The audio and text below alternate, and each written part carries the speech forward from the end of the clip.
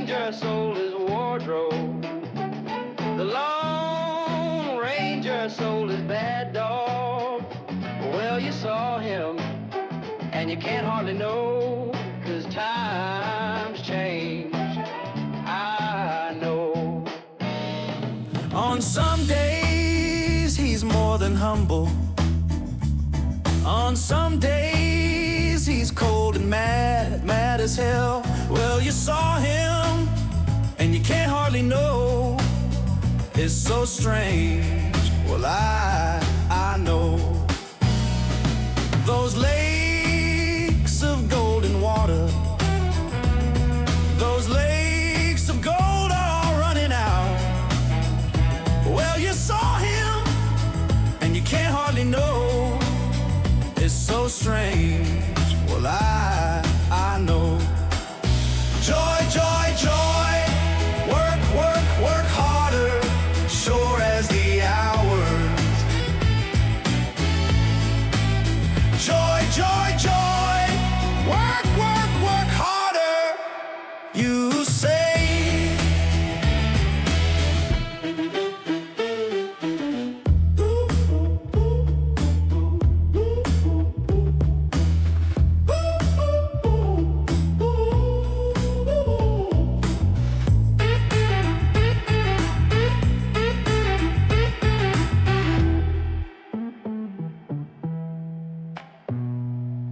On some days, he's more than humble. On some days, he's cold and mad, mad as hell. Well, you saw him, and you can't hardly know. It's so strange. Well, I know. Those lakes of golden water, those lakes of gold are all running out. Well, you saw him, and you can't hardly know. It's so strange. Well, I know. Joy, joy, joy. Work, work, work harder, sure as the hours. Joy, joy, joy. Work, work, work harder, you say.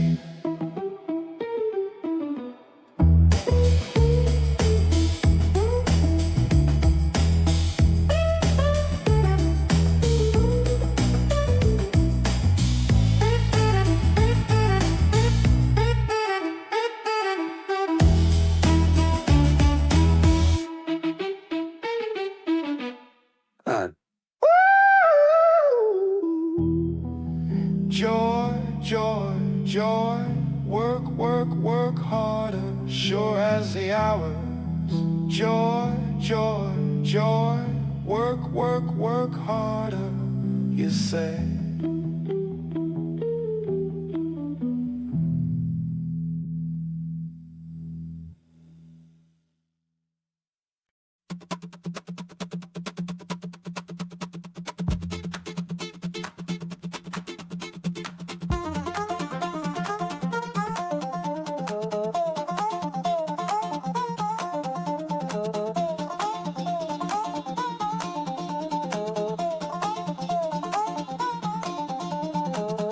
Come along, join the fun, in a world where adventure is never done.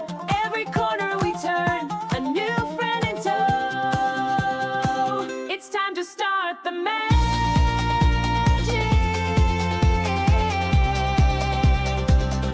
on the Globus Show.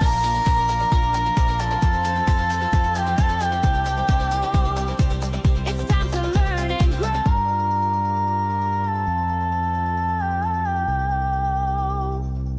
on the Globus Show.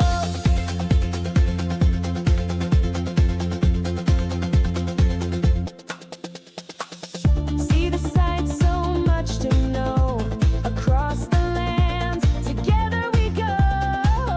Hand in hand we join the flow. Discover wonders in the Globus Show, where every day's a brand new episode.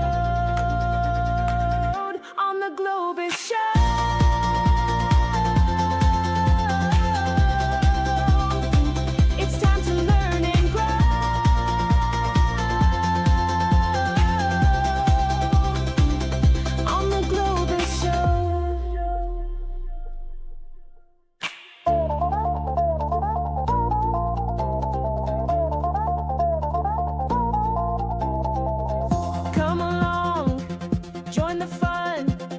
In a world where adventure is never done. Every corner we turn, a new friend in tow. It's time to start the magic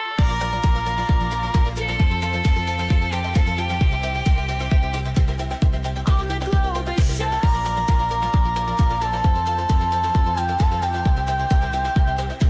It's time to learn and grow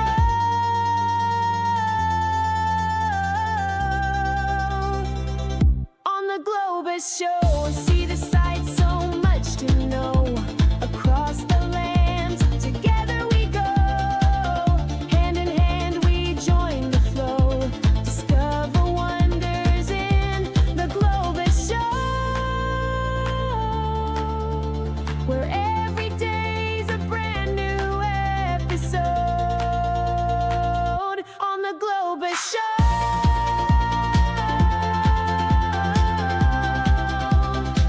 It's time to learn and grow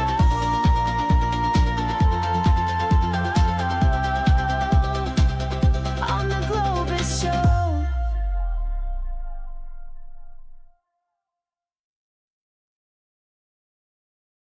Ayo. Ayo. Ayo. Ayo. Ayo. What up, Twitch? What up, Pharaoh? What up, Crackapill? What up, Cosmic? What up, bots? What up, lurkers? What up, tiny people in my chatterino? It's your boy. It's your boy.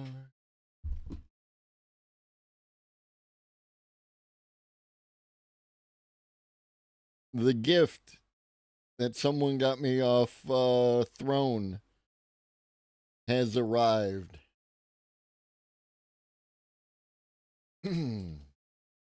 So I will be setting that up on Thursday as I have the day off. What up, Maddie? And we'll see what kind of shenanigans we can get into. I've also decided that I'm going to take the channel point redeems, and I'm going to attempt to recreate them in Sora 2 and then use those to replace the original. There is one already in there, if you can find it, if you want to try that out.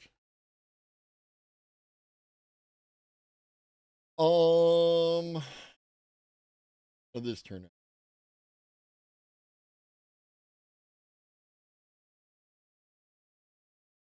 You can't hear that.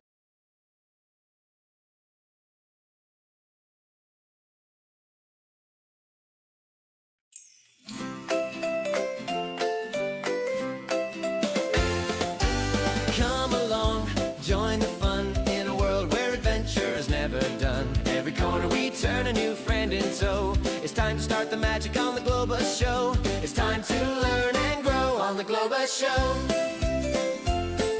See the sights, so much to know. Across the lands, together we go. Hand in hand we join the flow. Discover wonders in the Globus Show, where every day's a brand new episode on the Globus Show. It's time to learn and grow on the Globus Show.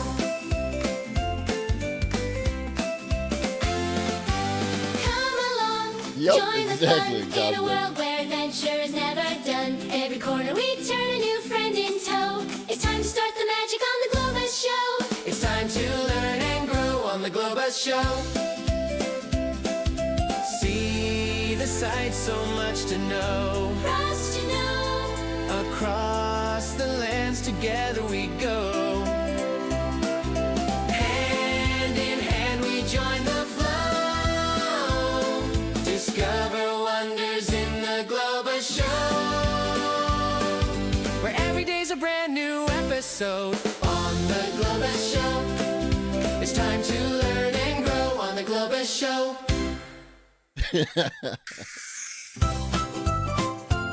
And that's the other take. What up, Papa Vaughn? What up, old lobster? I ran the lyrics through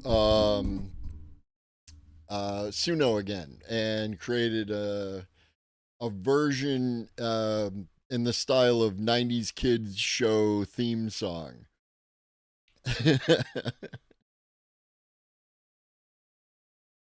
Every so often we just change to a new theme song. And Papa Vaughn, there is a theme song. Things no one asked for other than me.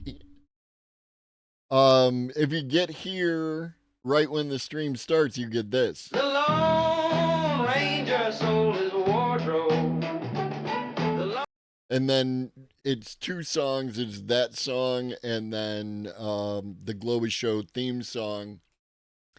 And thanks, I hated it. In whatever format I feel like doing that in. It's fun. We're having fun. If you can't have fun with yourself, if you can't play nice with others, play nice with yourself. Yeah. Other than that, I don't have a whole lot to mention. Job is still the job, still going. And that's it. What up, Jensen Wifey Supreme 666? It's a great name. Fantastic name. All right. Let's get into the show. I only have 2 hours. So, world's first modular robot. What up, Digital?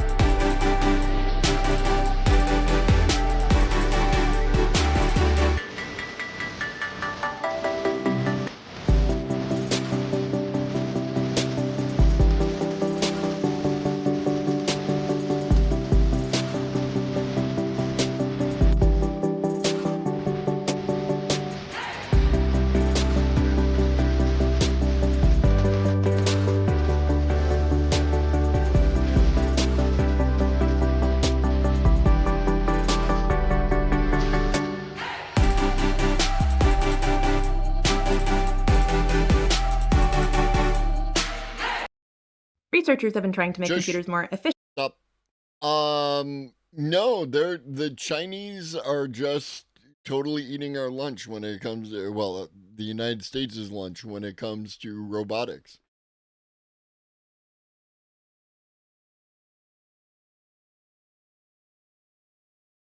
I don't know. I don't know what,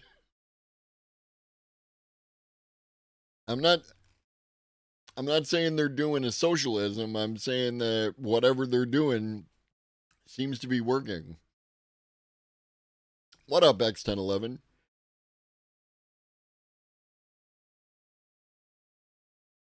Do.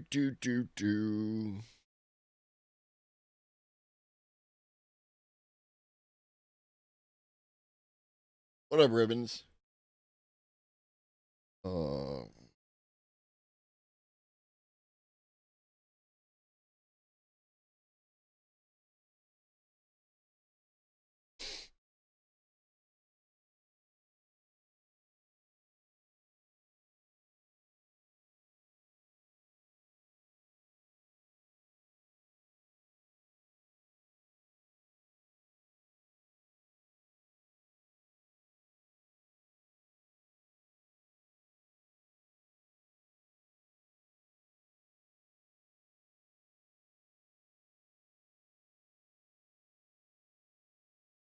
Well, you can buy one.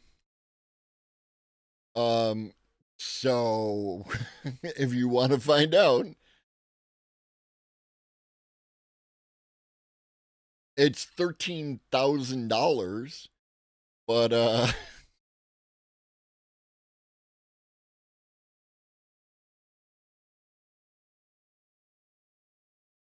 what up, man?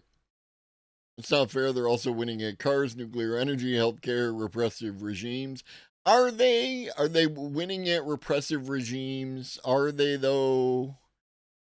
I feel like the United States is making some gains. All right. 2D chips invented and computers have a blood-based nervous system.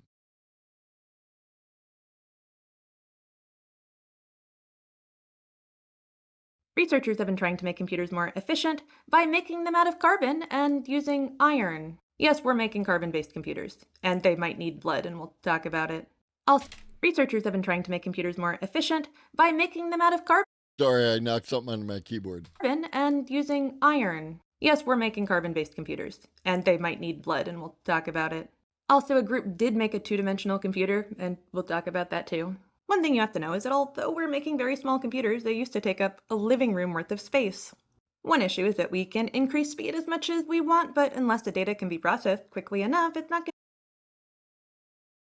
I mean, like the notifications are helpful, Ben. The alternative is that when I tell you I'm going to stream, be at the channel at 6 o'clock, or actually slightly before. But if you're here at 6 o'clock, then you'll be here at the at least beginning of the content. to do much. So why not make it two-dimensional? Okay, it's not actually two-dimensional, but it is, for our purposes, microscopic. It's one single layer of molecules thin, and it's a molybdenum compound.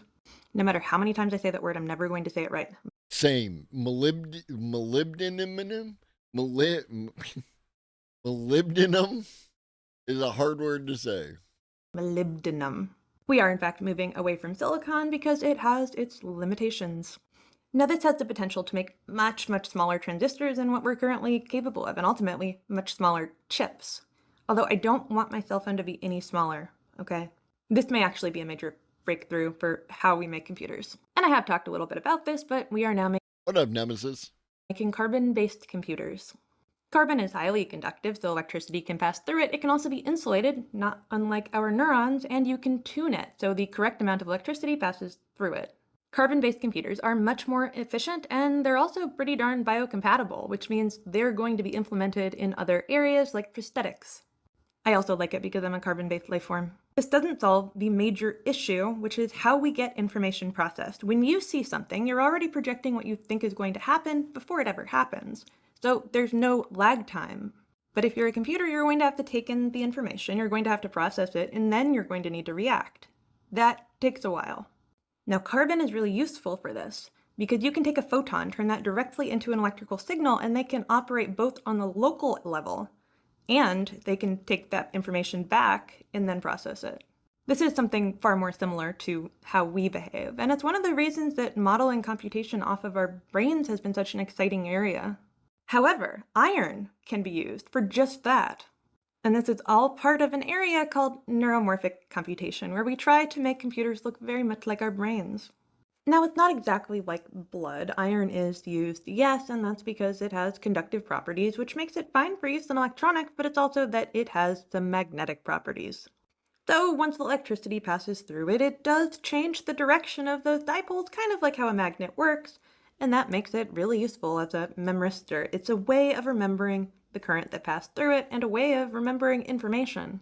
This means that you could train a computer to see something and it would slowly be able to recognize it. It's not just going to have categorical knowledge of what a cat is, it's going to remember that it's seen a cat before. Speaking of which, though it's not exactly the same as Yay. we use iron in our bodies, but I do love that iron is important to us, as is carbon, and our computers are starting to catch up with that.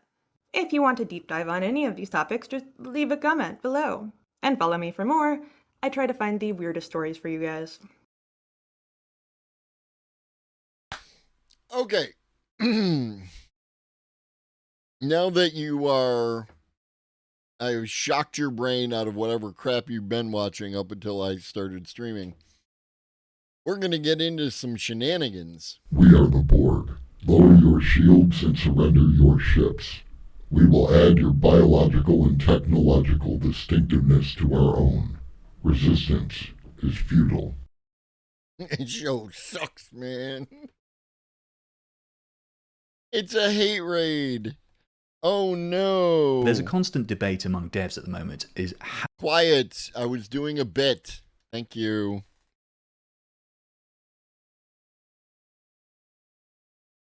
What up, Raiders? What up, Paradigm? I'm Globus the Elder. I talk about AI, automation, robots, and future tech. I'm that fucking guy. What up, Mythics? We're about to get into why most people think, or why people, not most people, why people think that, excuse me, AI coding sucks. This one's for you, Ribbons and Pharaoh, and the rest of you AI coders out there. there's a constant debate among devs at the moment is how good actually are coding agents. And the debate usually has two sides. Sir Didymus! It has the side that says, no, coding agents suck, I hate AI coding. And the other side of the debate says, no, you're just using them wrong. This is a skill issue. Now, What up, Michael? During post-maintenance checks for corrupt system files, a problem came up. With ChatGPT's guidance and targeted PowerShell steps, I resolved it. My system now works properly. Claims that ChatGPT doesn't work are ridiculous and typically repeated by those with little real experience using it. Yes. AI coding sucks. You know what sucks more? Coding without AI. What up, Jaeger? We have come back from the outer rings. The atmosphere seems to have changed. What's up with that? Where did the big birds go? I had an idea that I never put into practice. And it was a short story about a ship that's attempting to escape from another ship, right? In space. Spaceship, space opera, right? And this ship is attempting to escape, and this one is attempting to shoot it down. And then story, and then this ship, the lead ship, releases its cargo, which smacks into a planet and ends up destroying its dominant life form. And the twist is that these are both from the future, and this one is a dinosaur descendant spacefaring culture, and this one is another culture that like they were warring with. Feel free to write that story, because I will never get around to it. Now, I can see both sides of this debate, but if there is a skill issue that I see most often with devs, it is not thinking enough about the context window. The context window is the main constraint that most AI coding agents. Yes, when I saw that, because I thought this up back when I was like a teenager, right? So the idea that when I saw it in The Expanse, when they did their thing, it was like, cool. Face these days. And honestly, most devs don't even really know what it is or how it impacts how you use these coding agents. If that's you, you have come to the right place. We are going to explain everything you need to know as a user of coding agents about what the context window is and how it impacts coding agent performance. So let's get started right away by talking about what actually makes up the context window. The context window is the entire set of input and output tokens that the LLM sees. The input tokens are the things that you pass to the LLM. You might pass it a system prompt, which is some instructions to say to the LLM what it should do, and maybe a user message to initiate the conversation. And then once you've sent that, the LLM starts streaming back some assistant messages, which are the output tokens. and the input plus the output tokens make up the entire context window. As the conversation grows longer, let's Smoke 'em if you got 'em. Just smoke the weed, kids. say you're chatting with Claude or ChatGPT, the more input and output tokens What up, hey pretty one? are going to be in that context window. So we Little usually talk about bitty the context pretty window kind of one. growing, or the number of tokens that you're spending inside that context window growing. And eventually it's going to grow so long that you will hit a limit. Each model has a hard-coded limit which is set by the model provider. And let's say here you pass too many input tokens. You've got a system message, a user message, and 100 more messages, let's say. Well, you will get an error from the LLM provider saying you have hit the limit of the context window. You might even hit this with a single super long message. Let's say you're uploading some documents, or you're asking the LLM to transcribe a video or an enormous image. And this limit of the context window is usually described in tokens. If you don't know what a token is, then you can check out my YouTube video on tokens, which I'll link here. Now you can actually hit the limit while generating tokens too. For instance, you can just be chatting with the system like this, and it will maybe tell you an extremely long output which overruns its context window, and it will just stop because the context window has been hit. You can take a look at models.dev to check out the different context window limits and lots of other information about different models. For instance, Claude Haiku 4.5, if we zoom over here, we can see a context window limit of 200,000 tokens. Down here, we can see a limit of 2 million tokens. Let's take a look at that. Boom, boom, boom, boom, boom. And we have Gemini 2.5 Pro. Gemini kind of as a selling point has really large context windows, but as we'll see in a second, bigger is not always better. We'll see too that there are some models here like Qwen Math Plus, which only have about 4,000 tokens inside here. So smaller models and older models too often have much smaller context window limits. So why do these models impose context window limits at all? Why not just allow infinite amount of text to be passed through the model? Well, some of it is to do with the constraints of the architecture of the model. LLM processing is expensive, and so adding more text and more context window means you're using more memory per process. But also, the larger the context window, the more performance degrades. In other words, the more information that you give a model, the worse it's going to perform. This is true across tiny models all the way up to very, very large models. And the reason for that is that all models suffer from a problem of retrieving information from their own context. This is the classic needle in a haystack problem. If you have one piece of information in a huge, big, bloated context,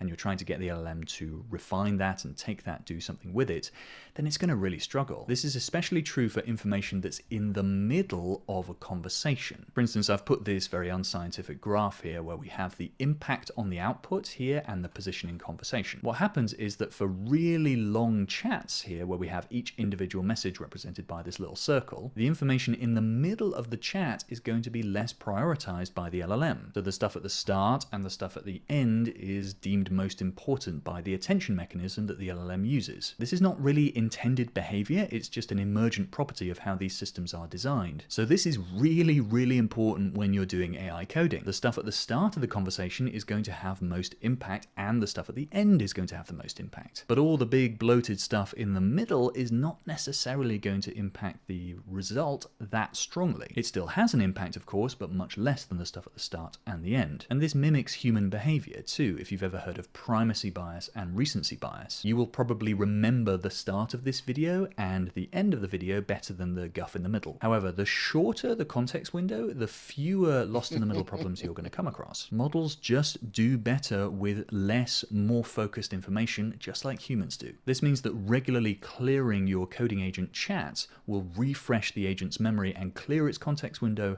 making for much better performance when you actually go to use it. Let's actually dive into a coding agent that I use, Claude Code. I've run a command called context here, and we can see the context usage that we've used up. We've used 95k tokens out of 200k limit. This is on Sonnet 4.5, which has a 200k context window limit. Nearly 8% of it is just on the system prompt here, and 40% is on these messages, so 77k tokens. That is the content of the conversation that I've run through so far. Now, if I had some work to do that was related to the chat thread that I've just done, which I think is just sort of reworking some documentation, then 105k tokens of free space, that feels pretty To what particular thing are you referring, Nemesis? good to me, but I would definitely start getting scared once I only had about, let's say, 50k tokens left, at which point I would run clear, which clears the conversation history and frees up the context window. Well, that's the thing is that some of the models when they release a new model, um, they talk about its ability to do like needle in a haystack or maintain that information throughout the context window, right? And throughout the conversation. Um so I don't like I think broadly what he's saying is correct because there are examples of what he's talking about, but I think it's something that they have endeavored to work on, and it may not be as prevalent as it once was. You do have an alternative in Claude Code here, which is to compact the conversation. If I run this, it clears the conversation history and creates a summary of what happened. In other words, it takes all of these messages and just creates a smaller message out of them. In theory, that will pull us further away from the context window limit and we'll get fewer lost in the middle problems. However, this does take some time, and of course you're using an LLM to generate a summary, so you are spending tokens here. It's already taken about a minute doing this, and it's finally done, and we can press Ctrl-0 to see the full summary. We can see it's created a pretty lengthy summary of the conversation. I find this kind of behavior helpful, especially if you end up in a situation where you start getting like aberrant behavior, and you're going to have to restart the chat. If you can get a summary of what you've done, and then you can look at that summary and see if you need to edit that, and then use that to kick off the next conversation. I have found that helpful. Conversation we just had without any of like the files that it's pulled in or anything like that, but it preserves some of the intention, some of the vibes, and it's like a sort of mini rules file just for this conversation. If we run context again, that's very cool, Ribbons. Again, we can see that we now have 90% of free space, and the messages, instead of like 70k tokens, whatever they were before, is now only 4k. So compacting is useful when you want to preserve the vibes of a conversation, but clear should be your default when you just want to clear it, go back to a blank slate, and keep going from there. Whenever you're working with a coding agent, you really do need full transparency, full understanding of what's happening in your context window at any time. I want to give you a word of warning here too about MCP servers. MCP servers are super attractive because they allow you to plug and play with different pre-made tool sets out there in the ecosystem, but they can bloat your context incredibly rapidly. You might have a conversation here where like a third of it is system prompt, a big chunk of it is MCP tools just from a couple of MCP servers,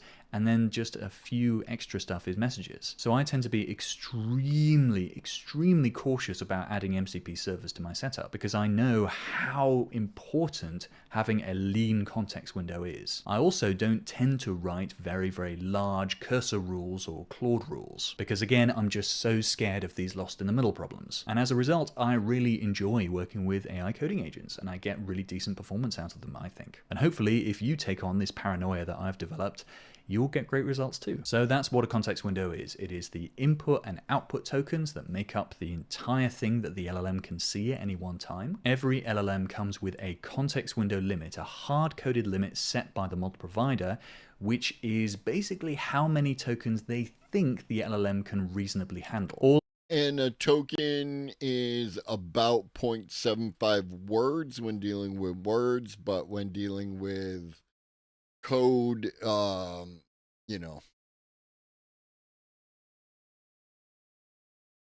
maybe about the same, maybe different. LLMs are prone to lost in the middle problems, where stuff in the middle of the context window ends up being deprioritized. And so when you're assessing an LLM, you shouldn't just look at how big the context window is, you should look at how well it retrieves information from its context window. For instance, in April, Meta announced Llama 4 Scout, which if I hide myself is just down here, and it has a 10 million context window limit. But it turned out after people actually played with it, it suffered from really bad lost in the middle. Well, there's vibes. X1011. There's vibes.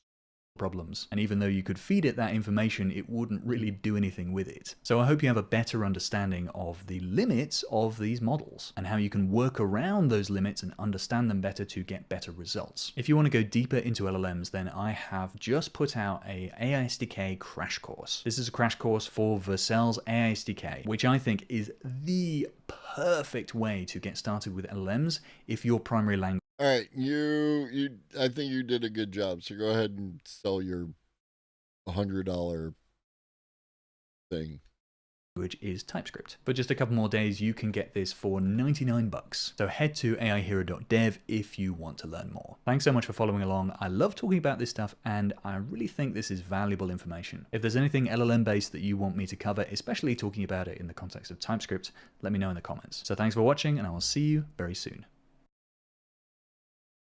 I will see you very soon.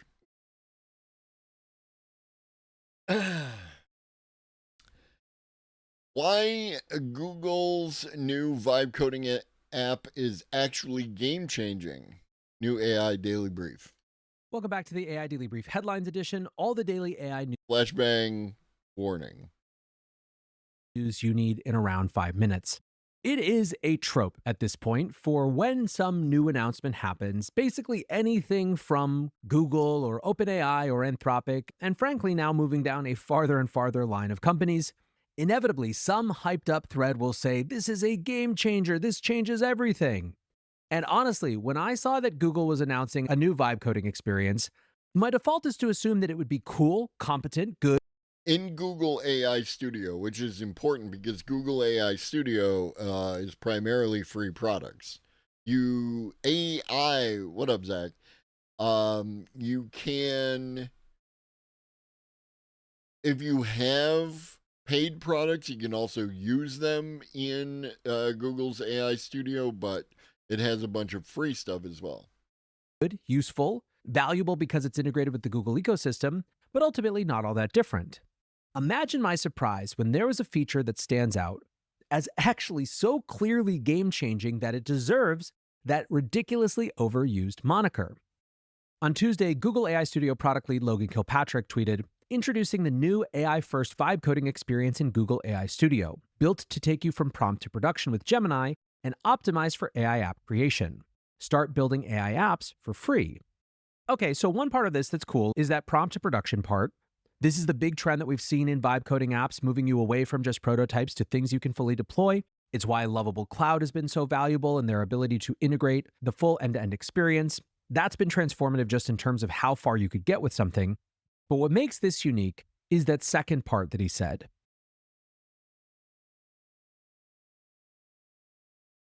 So I've been going back and forth with this in my head, Zach, because there have been people, even in this chat, like concerned about security with their, with the use of these tools or the new AI browsers and all that other shit. And it's fair. But it always comes back to the balance that you strike between safety and utility, right? Risk management, safety and utility. The safest AI tool that you can have is an AI that is on a floppy disk or a DVD or something, packed in cement and thrown in the bottom of a lake, right? Fairly safe. Has zero utility. Stuff can have extensive utility, but then it ends up, necessarily being dangerous to use.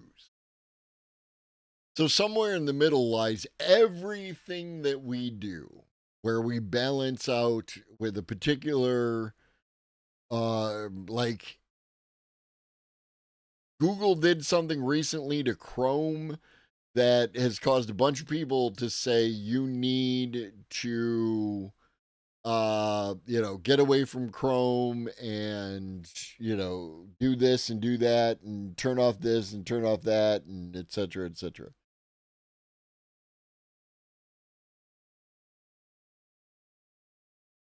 Yeah. No, they absolutely could. So good people, though, right? Like, this is the point.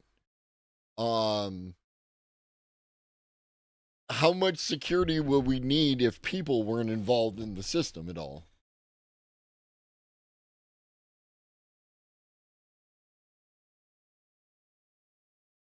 Well, I mean, Nemesis, the point being is something along the lines of like, that something connects to a link, which connects to a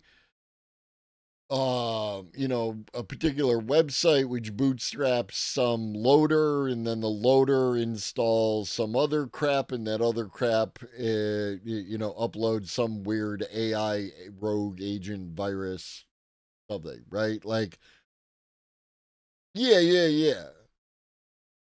I mean, it won't until it is, because that's what everybody tells me that the AI takeover is going to look like, is when the AI deploys itself to a whole bunch of other computers so that you can't shut it down. And it's like, okay, that sounds neat. Yeah. Yeah. And that's all. This is just the new phase, right? We could all go back to not using computers, and then there would be no computer viruses.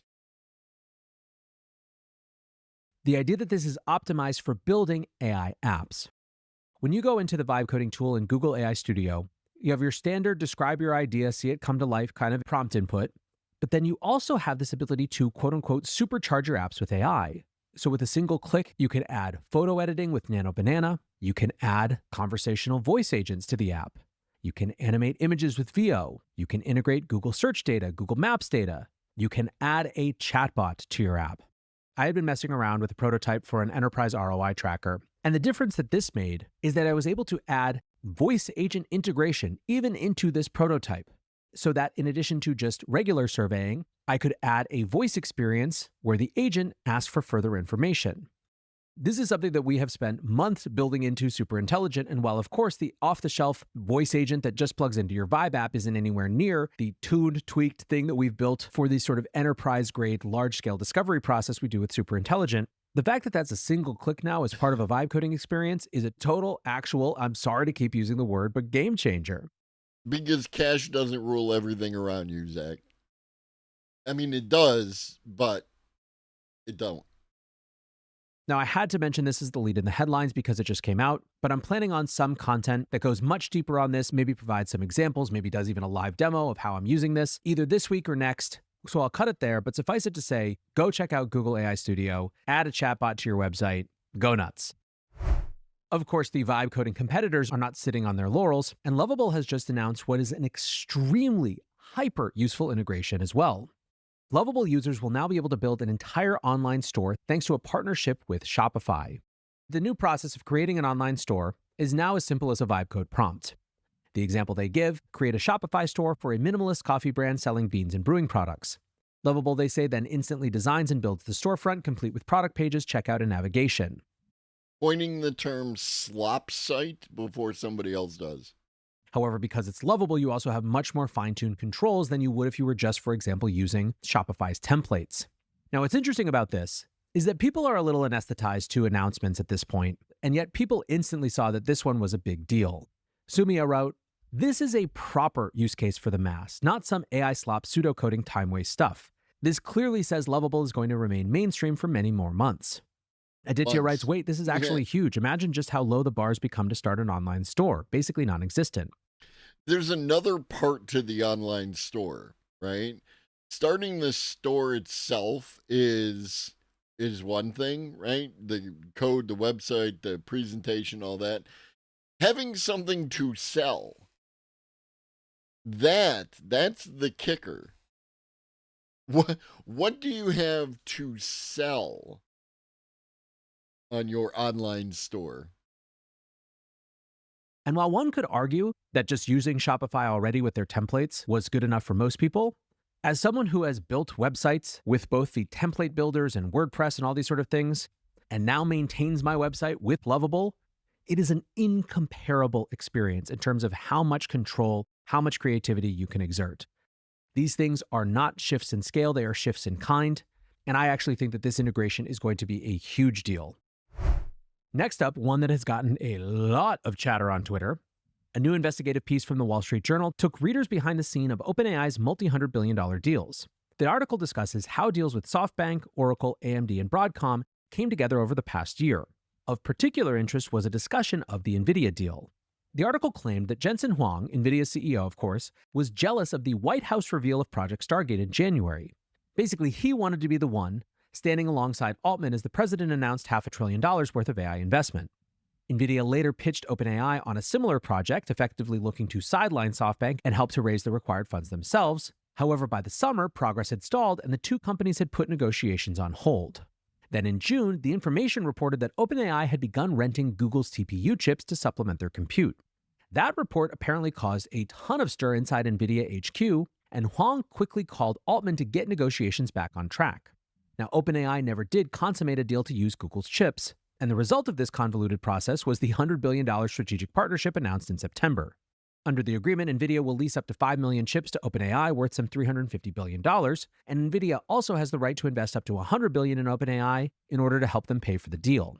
New from this reporting is that NVIDIA is also discussing a guarantee of OpenAI's debt financing for the new data center bills, basically meaning that NVIDIA's free cash flow is also backstopping things. Now, Sam Altman already has a reputation as perhaps the most gifted dealmaker of his generation, and this only reinforced that point. Amit is Investing summed it up. Remember when the information reported that OpenAI was thinking of using Google's TPUs? A few days later, NVIDIA's X account posts a screenshot of Reuters' article denying that OpenAI was going to be using Google. All of this seemed calculated from Sam to get Jensen to the table to make that $100 billion investment in them and further intertwine OpenAI's success to NVIDIA's success. After the deal was made, Sam went on to get deals with Broadcom and AMD, really making sure he could diversify as much as possible while bringing more companies and their progress into OpenAI's trajectory. The punchline being, Altman is ruthlessly trying to make sure that if AI ends up being the transformational technology we all think it can become, he is going to be at the center of it. Essentially, he's trying to make OpenAI too big to fail by making sure that every other important AI company fails if OpenAI does. Absolutely crazy time to witness this happening in front of us. And staying on the theme of these massive deals, Anthropic is in talks to sign a multi-billion-dollar cloud deal with Google. Bloomberg sources said that the deal was still in its early stages, but would be valued in the high tens of billions of dollars. Now, while some are tempted to think that maybe this represents some sort of wobble in the relationship between Anthropic and AWS, to me it's pretty clear that the name of the game when it comes to AI compute is polyamory, and no one is being mad at anyone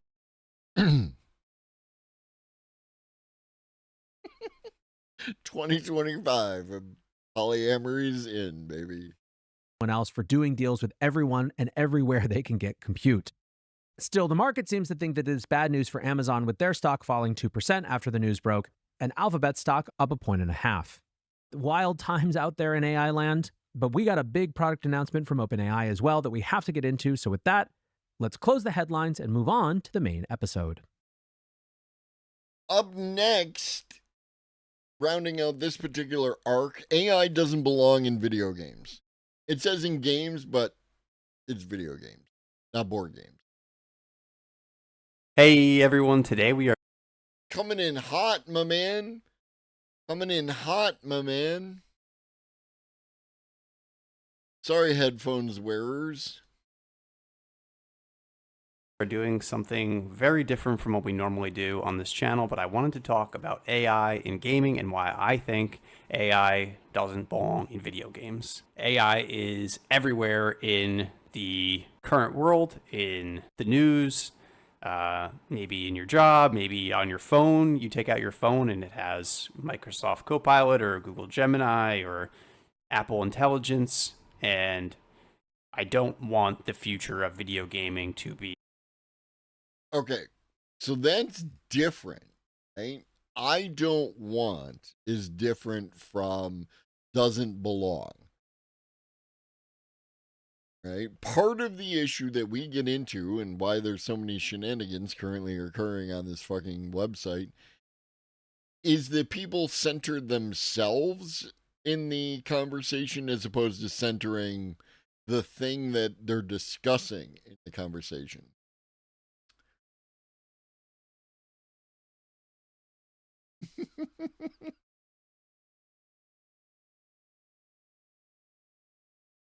That was funny.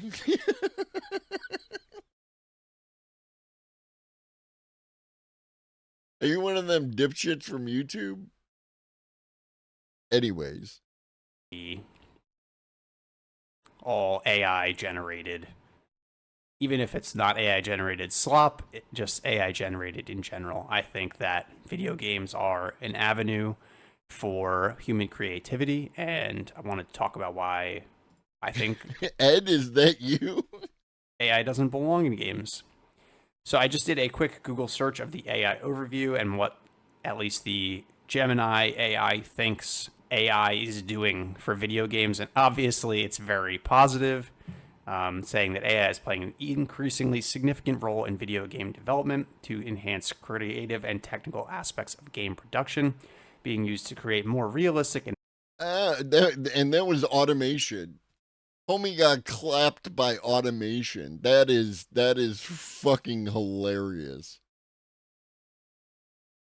engaging gameplay experiences through procedural generated content, intelligent NPCs, and adaptive environments. And that all sounds great, but I just worry about Account. My circuitry's 12 years out of date. I can't keep up with today's high-speed, top-of-the-line kids. Jaeger, thank you for gifting one out to Zach app. It is greatly appreciated. I'm just gonna go ahead and finish that off. But yeah, a homie made an account today and and somehow happened to find this channel and got clapped by automation. God, I love this. a lot of the downsides of what AI is going to do to the gaming industry. And the reason I think that is that at least the current generation of AI models is not AI models. You'll have to talk to my manager. Not creating new things. It is looking for patterns and finding what it has in its training model and spitting out a bunch of... Oh, you don't know what you're talking about. There we go. We figured it out.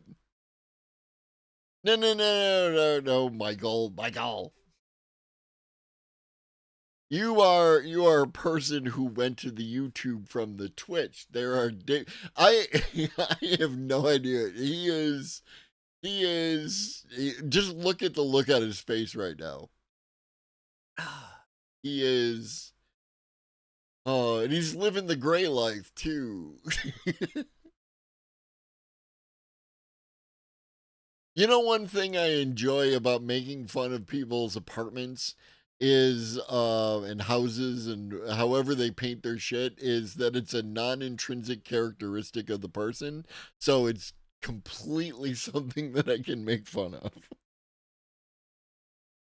I mean, fuck, his ceiling isn't even white, it's gray. How did you get a gray ceiling, dude? different things combined together to create something that you asked for. And it's not creating new things. It's not actually creating anything, really. It's just mashing together other things that it has. Which is how everything that you are aware of that has ever existed has been created. No one manifests some new thing out of fucking nowhere. Everything that's new is created because human took thing that works and other thing that works and smash them together and see if new thing works. In its brain. And my feeling is that nothing is ever going to... Oh, your feeling. It's a vibe. It's a vibe up in here. It's a vibe up in here. Replicate or replace human creativity. So I hope that what AI becomes for the gaming industry. Oh yeah, Ben, I've made that argument. There is no particular evidence for any of you actually existing. You could all be an incredibly impressive hallucination.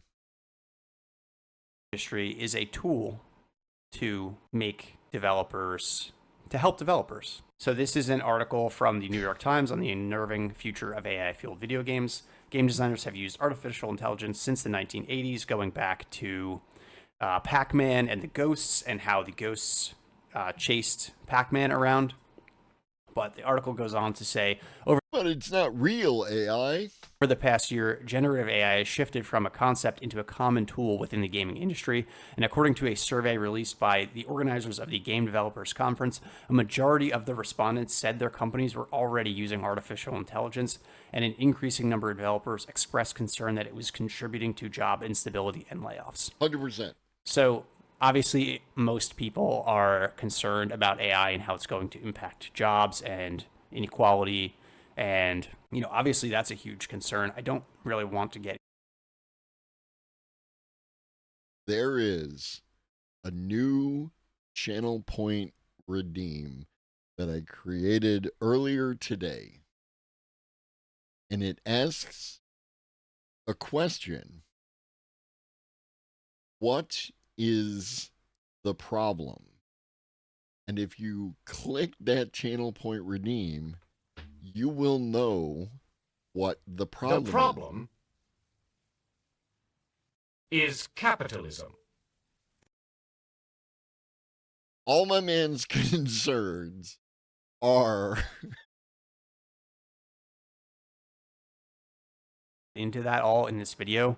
I'm more focused in this. There's many people who are more qualified to talk about that aspect of things, but I more want to talk about the creative side of this. So here's an article from The Verge talking about how Sony is experimenting with AI-powered PlayStation characters. Their advanced technology group has created an AI-powered version of Alloy from PlayStation's Horizon games. So this is the stuff that's crazy, and I actually don't think is necessarily a bad thing. Like, NPCs have been, AI-fueled, programmed since forever, since there's been NPCs in video games, and AI actually here has a chance. Mortality is home entertainment? This cannot be the future! It can't!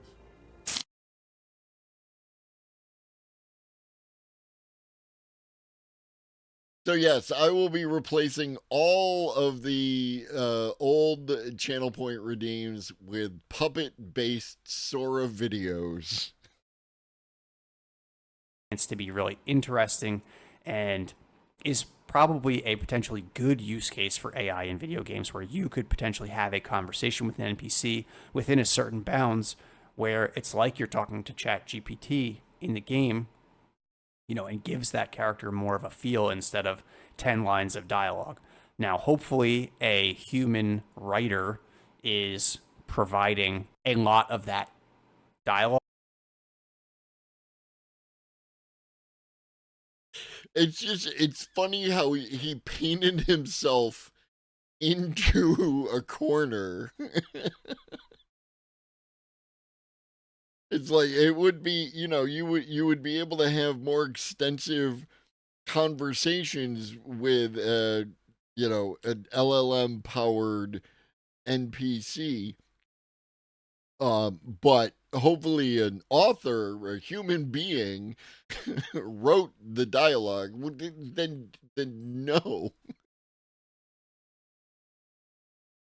That's not how any of this works. Or a lot of what that dialogue should be, and then the AI is maybe enhancing that, or changing it around a little bit based on what a player says. So imagine you're playing. Now there could be major plot points that need to be hit, and I think that you can do an entire sandbox type experience where you have an LLM that just kind of like drives itself and does that kind of thing. But when you're talking about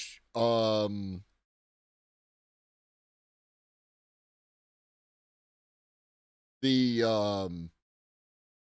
having like some sort of narrative structure, then you're going to need somebody, at least at this point in time, behind that, setting up those plot points, and they're going to have to have the LLM and its system instructions understand that, you know, the context in which it's existing in and where it needs to kind of drive the story, you know, some kind of like tent poles, that kind of thing.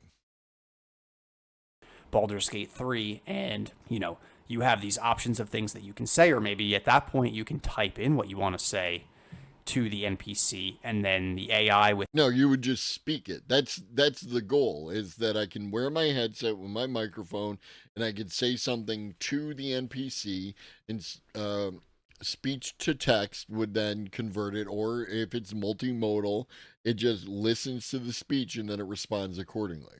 Like, that sounds amazing. You know what I mean? If you could talk shit to an NPC. If you've ever played like Shadow of War or Shadow of Mordor and its nemesis system, the ability to talk shit to some of those could be cool. I too would paint myself into a corner during discussions, but I cannot paint. within the certain bounds of what that character should be, can have a I have no brush and I must paint. more, you know, fluid conversation with the character. I think that could be a potentially interesting use of AI. What I don't want it to do is write everything. I want there to still be a human writer in... Why? Right? And again, I'm not saying that there shouldn't be and like that. I'm just saying, what is your justification for that statement? Again, if you played a video game and enjoyed the shit out of it and put 30 to 100 hours of time into playing this video game, and you got all the way to the other end and you were like, that was fucking awesome, and then you found out that it was AI, how does that ruin your experience that you already went through? Involved in that situation. Then there's all the copyright and intellectual property issues associated with AI. It's all fair use at this point in time based on current precedent. Issue resolved. AI. This is from the Harvard Business Review. Generative AI has an intellectual property problem. That's true, Jaeger. Everything else is derivative. You could go online and see a million articles about this issue. Most of these AI companies, to start this process of creating these large language models, just scraped the entire internet. Mm-hmm. And in doing so, they scraped a lot of copyrighted material. Mm-hmm. And I think it's going to be a really long time before that's all sorted out. Maybe. So if you are a video game company potentially using generative AI and using these models that were scraped from the internet, is there going to be potentially copyrighted and intellectual property issues with the game that you create? And the other aspect of... How? Why? How? like this is the thing.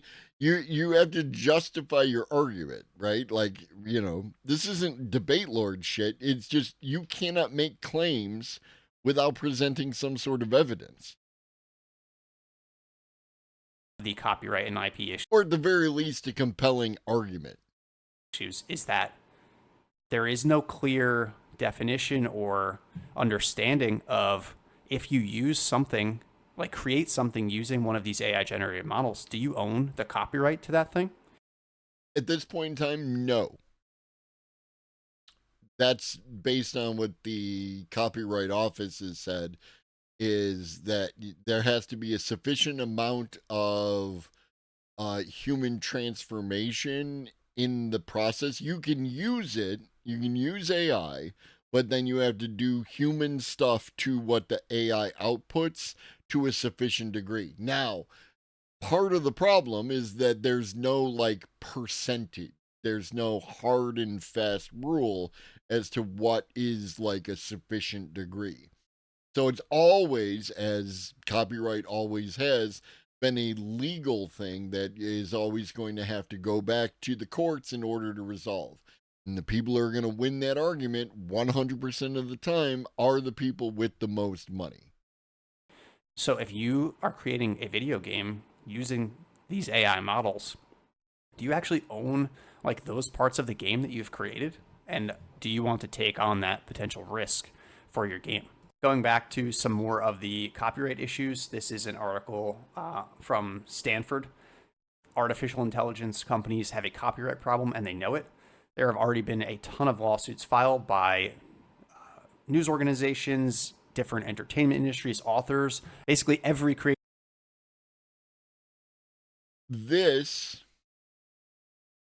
What Ross Intelligence did is they used one particular company's data set to do the exact same thing that that company did, but with an AI. That's what got them fucked up. It wasn't transformative in any way, shape, or form.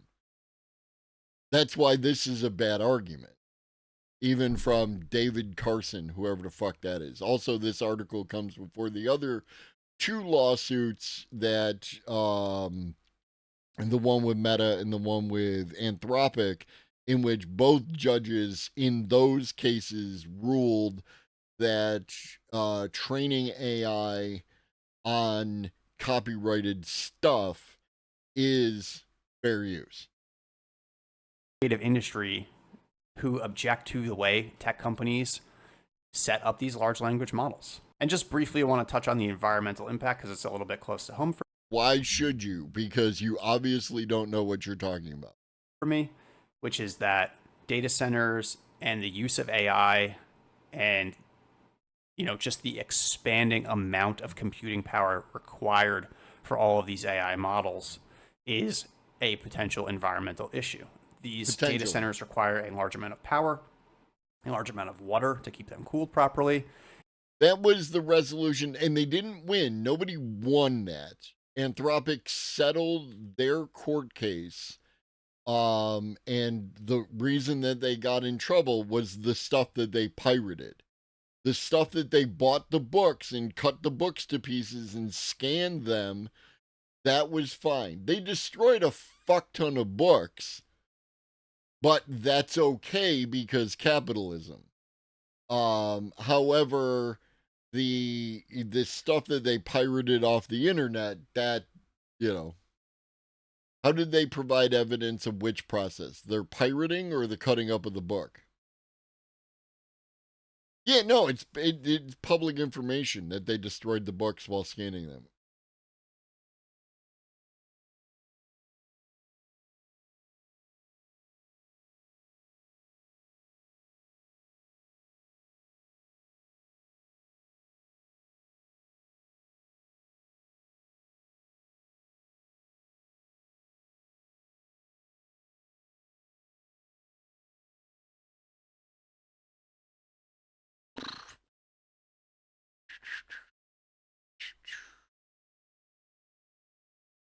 Yeah, it was in the 32-page legal decision. Tom Turvey, the former head of partnerships for the Google Books book scanning project, and tasked him with obtaining all of the books in the world. Strategic hire appears to have been designed to replicate Google's legally successful book digitization approach, the same scanning operation that survived copyright challenges and established key fair use precedents.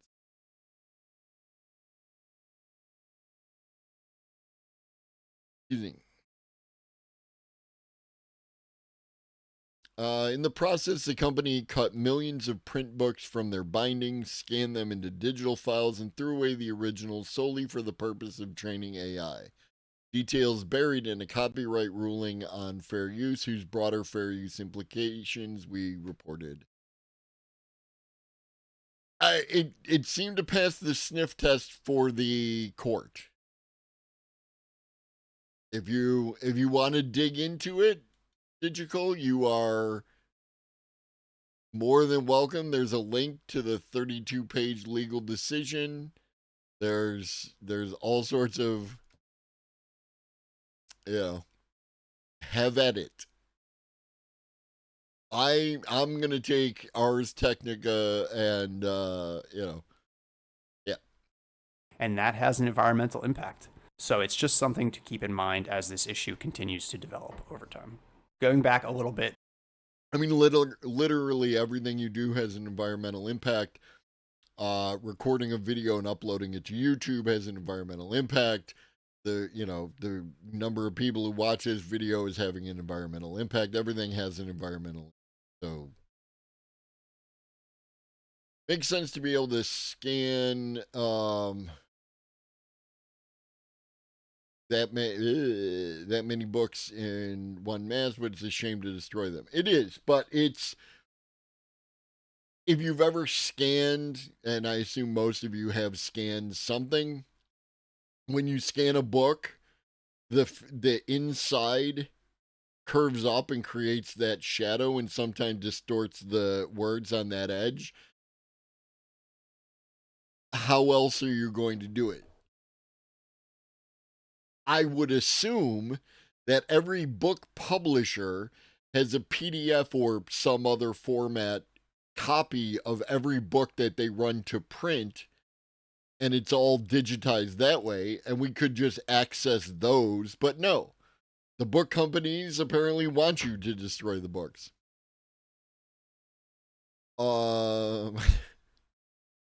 Whatever, Ozzy. I just like copyright stuff, but it's ultimately a very arbitrary stance on this. Need the tech, but understand the financial freakout. Big mess.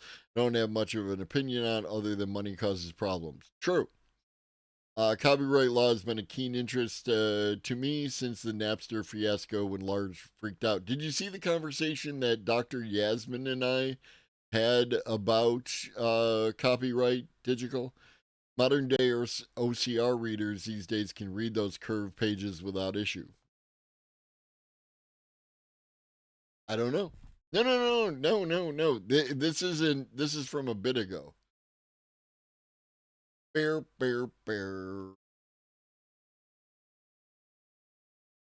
But if you're interested.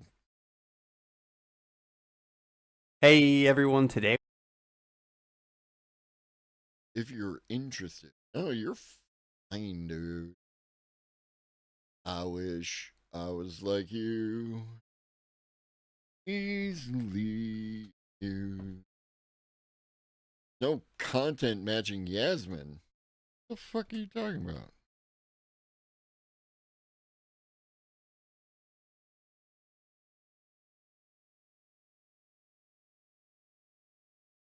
In the sun, Mary, Bear. Yeah. We're going to talk about homozygote.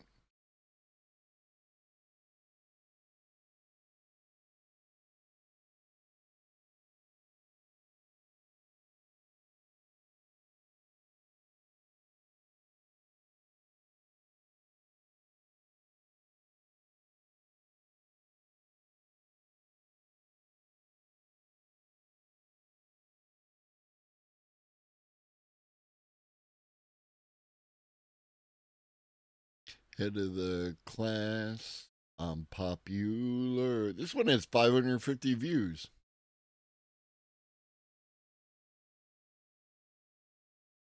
I will say that the Ed Zitron NPCs or fans, as they might be called, are actually more rational or less rational than the Vosh weirdos, which is impressive.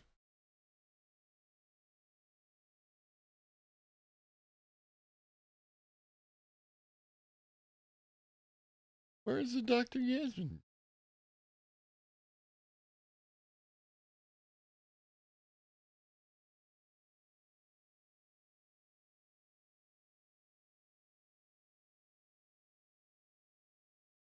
Well, shit.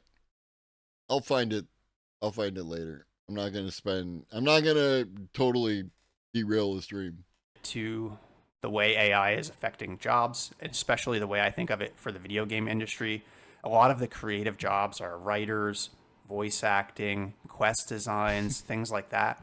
And you can see you're that the voice actor's job, if you just scroll through YouTube, you'll see so many AI dubbed or AI commented videos. YouTube itself is using AI dubbing on YouTube. It's a feature. If you are a YouTube creator, you will see, to turn on AI dubbing for if someone is in a Spanish language country and you are an English language creator, they will automatically convert your voice into the Spanish language using AI. And while I think that's really cool for communication purposes, it is potentially taking away jobs from people who their entire job is doing language translation. It is potential. Yes. What up, Batman? Voshites are the most pro-war Dems I've ever experienced on the internet. Not me, but I understand the sentiment and I won't argue against it. Potentially taking away jobs from voice actors, people whose entire career is, doing voice acting. And I think that voice acting is a very creative thing. It really does make or break a lot of characters, a lot of design, a lot of the feel of, not just video games, but movies and TV, anime. Like, the voices of characters is really important, and I want that to still be a huge. Did you find it first? Like, I just found it. I was on my phone finding it. Nicely done, Pharaoh. There you go, Digital. That's the link to the conversation with Dr. Yasmin. It's about 2 hours, and Dr. Yasmin, we go from the beginnings of copyright to today. It has been covered. We have done it. It is over. And Dr. Yasmin is a PhD. He knows what he's talking about. He has the info. Human endeavor. And just my final takeaways from this is that I think AI is a poor reflection of human creativity.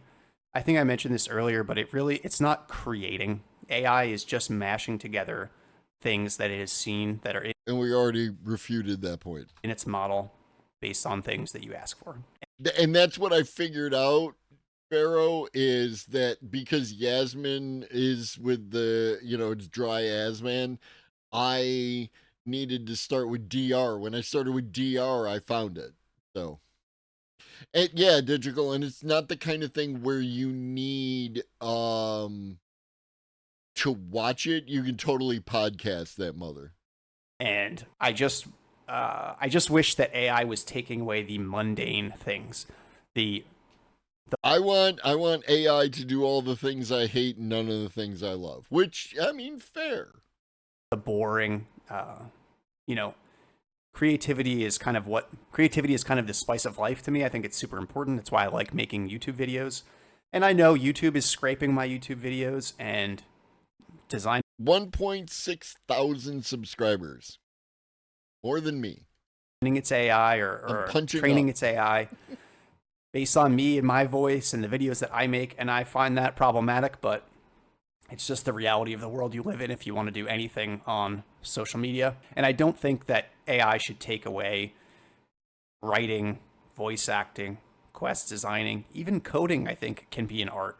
It should be a tool to enhance the creativity of those people. And I don't know what. And AI cannot take it away from you. AI can take away the job, and even AI can't take away the job because it's actually capitalists who are giving the job to an automation tool rather than giving it to a human being. But I digest. AI cannot take away your creativity. You can totally do all the things. What that tool looks like, because that's not my job. I'm just here to comment on this and, make. So, what up, Ponder Buggy? So, Zach, James has, I don't know the name of the guy. There's a comedian who does the man sitting in truck yelling at liberal meme, but he's doing satire and he's taking the piss with them. So Instead of saying I digress, he says I digest. And it's funny. And I took it because I think Brett something or other. Calhoun, something like that. Fun YouTube videos about video games. That's what I like to do. I find that fun, and I just don't want AI to replace that. What up, Danny boy? So you're down with AI messing with coders, but heaven forbid it takes away an artist's job. It's people draw arbitrary lines wherever they would like them. That's the key. That human creativity. I hope you enjoyed this video. I hope you learned something new. I think this is definitely an evolving topic, and maybe in a couple years I'll make an update video and we'll see, where we end up. Are video games full of AI slop, or have they found a way to use AI in a positive way That's the one. that enhances the creativity of all the people that work on those games? So we're definitely... Hey, no. Hey, everyone. Today we are doing something very different from... Did that on purpose. Imagination is intelligence to me. Data collection is just a collection of stuff, but without imagination, you wouldn't know what to do with it. It's fair. It's as good a definition of intelligence as like any of the other ones I've heard.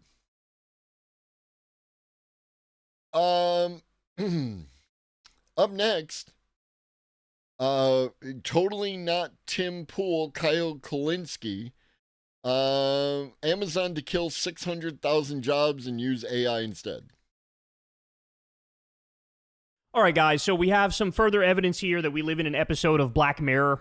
And the reason why I say totally not Tim Pool, Kyle Kalinske, is because it would be, I wish Brad was here, if you took Kyle Kalinske talking and just changed the voice, the pacing is perfect. And the same I would say is in reverse.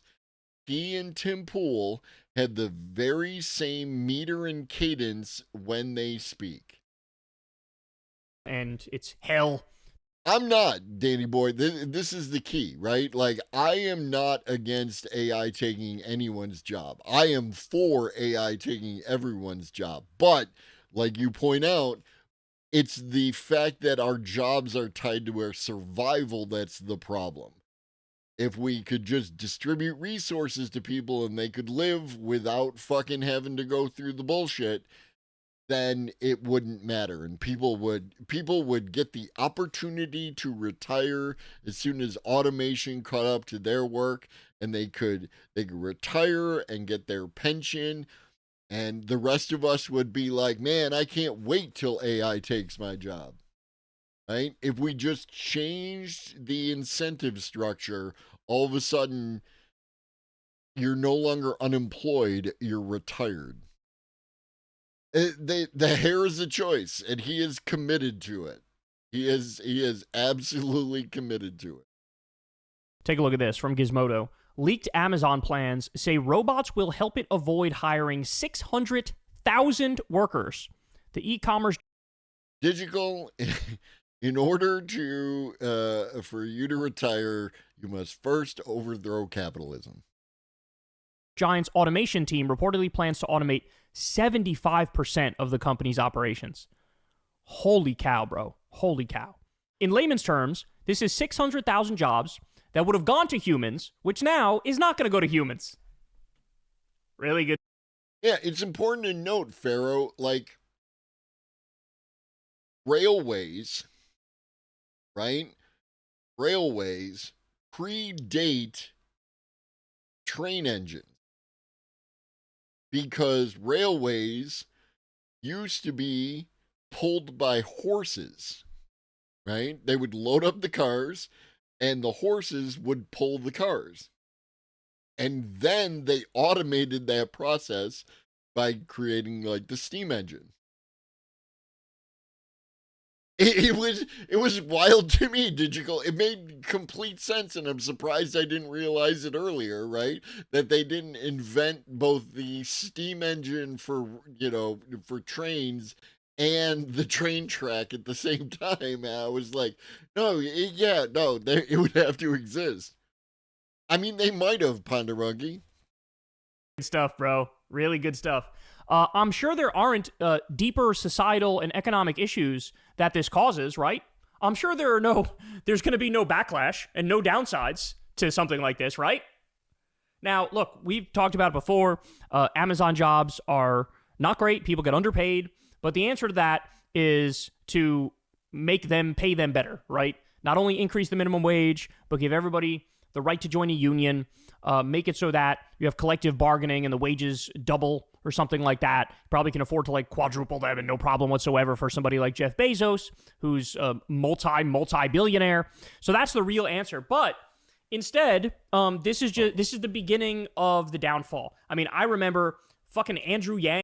Yeah, there's an interesting feedback loop, Jaeger, is that steam engines were powered by coal, and they were originally primarily used to pump the water out of mines. And in the mines, the thing they were mining was coal. So you got water and coal, right? Like, and then all you need is the engine. It just woo, woo, woo, woo. Then I'm not sure of Digital. I would probably say Minecraft or Minecart Rails, but I'm not 100%. I am not a train enthusiast.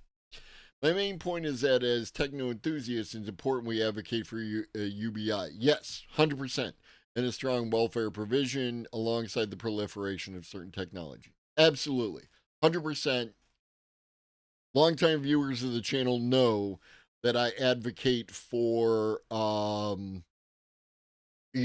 better resource distribution and, like beyond a UBI, the joke is it's a UTI, right? Universal Thriving Income, which has a hilarious acronym.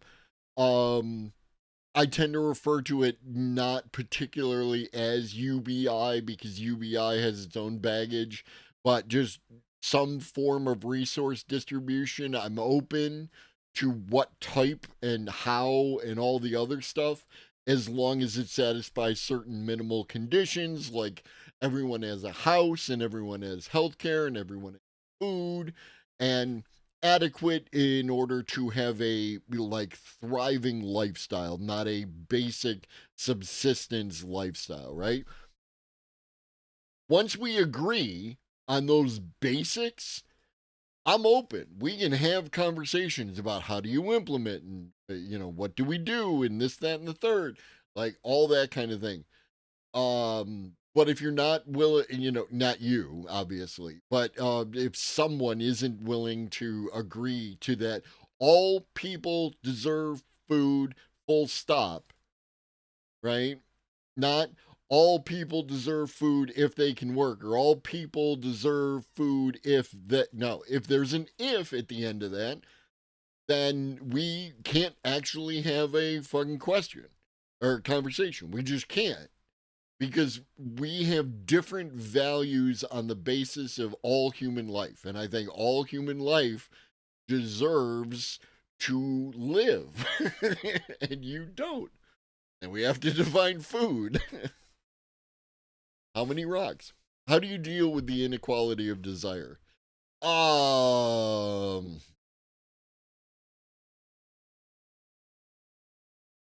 I tend, broadly speaking, philosophically speaking, to fall back on Lenin in State and Revolution, in that his future communist state was going to be created by people who lived under some kind of socialist structure. And that as we transition from where we are now to something where people have more available resources and everything, then the desire for an excess amount of any of those particular resources will actually decrease. Because a lot of the desire for additional resources beyond what any given human, any individual human can actually use, tends to be related to the idea of scarcity. yes, I have a great deal of abundance today, but will I have a great deal of abundance tomorrow? If not, then I'd go squirrel. You know what I mean? And that's where it is, digital. Like, I'm willing to talk about this, right? Like, we can figure shit out. Not today, but I'm willing to have these kind of conversations because I'm willing to engage with people in good faith who think that everyone should get food, right? Like, from that point on, we can have conversations. With artisanal labor and products set in boutique industries, of course. I like this is my thing. Danny Boy, is the automation system, right, which encompasses AI and robots and distribution and all that shit, will make sure that anyone, for example, who needs a cane has a cane, right? You can 3D print that mother and you can have a cane. And then there will be people who enjoy working with wood who will carve like individual, pretty impressive, all the different adjectives, and you can lob at it, canes for a person. And it's going to have an intrinsic value in the relationship that exists between the crafter and the person who gets it. You know what I mean? But the floor is that automation provides us with that cane so that that person will be able to walk, for instance. I hope that all makes sense. How do you make a billionaire do anything, Kyle? At the end of the day, how do you get it done? True, right? That's the thing, is I can gesture vaguely at all sorts of fucking shit. I believe we are, Danny Boy. I believe we are. You know? You can gesture broadly and vaguely at anything. It's like, it'd be better if Amazon had unions and all that other shit. And again, if we can do whatever we want, if we can talk about whatever we want, then fuck. Again, I'm just taking it to my logical conclusion. If you can just say, well, Amazon should, workers should be able to have unions and they should pay them more and they should work less hours and they should do that. Then I'm going to take it to my thing. I think automation should replace all the jobs and we should just give everyone UTI, right? Like, how is my idea any more, conjured out of thin air or less conjured out of thin air or whatever than Kyle Kalinski's? It's not. Like, people, you expect that there is a world in which you can make these other things happen, and I expect that there is a world in which we can make this thing happen. It's the same thing. Running, what was that, 2016 or 2020? I honestly don't remember which one it was. But he was out there, and he was saying, Michael, like, hey, man, AI is coming to take everybody's job. And at that point, like, what are we going to do? Like, what do we do as a society? Because we already have Gilded Age levels of income and wealth inequality. And if you do that, that only further exacerbates it. Do you want to live in a country where it's 99% have-nots and 1% haves? Like, and what do the 1%ers do? Fucking militarize and have their own little private armies and build their own walls on their compounds and like... Yeah, that's great up until you actually think about that for more than 2 minutes and you realize that a situation in which you create a private army on your militarized compound leads you directly into a situation where your safety is held by these people over here who can then extort you and extract anything that they want from you, right? Like, there are huge flaws with the idea that they're going to have these, militarized compounds in which they hide themselves. It's not going to happen like that. And my evidence for that is all of history, right? 99% have-nots, 1% haves, to the point where you reach a tipping point in the amount people are getting fed. We've done the research. It leads to revolutions. It leads to civil wars. Have to fight off the starving hordes of people that are desperate to get a crumb. Like, what are we doing here? And he was right. Now, his answer at the time was universal basic income. But now, with how far AI has come, it's got to be some mix of universal basic income or social security for all. And you mix that with regulation of AI. Because, and I love how they just casually, like, I'm not against regulation of AI, but like, don't wander off from that point. Get back to that point. What kind of regulation of AI? What do you want to regulate the AI from doing? they say this as if like people are not concerned about this and as if this won't destroy lives. They casually admit, yeah, we're going to replace 600,000 workers with AI as if it's like not a big deal or something. Like, wait, this is like if every company follows in these footsteps, there's no jobs for like the majority of the people in this country. Which leads to a feedback loop, is that all the crap that you produce, or in Amazon's case, all the crap that you ship for people who produce the crap, who is going to buy that? And are you going to be able to make all this money? Like, no one seems to want to engage with this part of it. What happens when all those people are unemployed? Right? How did Amazon get to be the company that it is? Do you not realize that's like a society shifting or society ending paradigm that we're talking about here? All right, let's dive into it. The nation's second largest... And that's it. He just dances off, dances away from the fucking point. Because all he wants to do is be hyperbolic and have people do what I'm doing, but instead of berating him for dancing off, say, yeah, Kyle's right. Everyone go follow Kyle. Employer is reportedly hoping robots will take your job, or what could have potentially been your job at least. After years of hiring thousands of warehouse employees and delivery drivers to build a roughly 1.2 million U.S. workforce, second only to Walmart, Amazon is reportedly shifting gears. The New York Times reported today.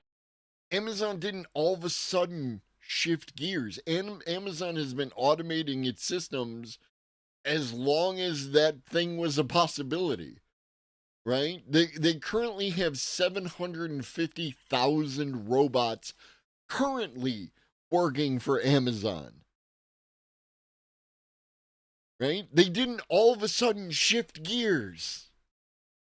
This has been a long time coming.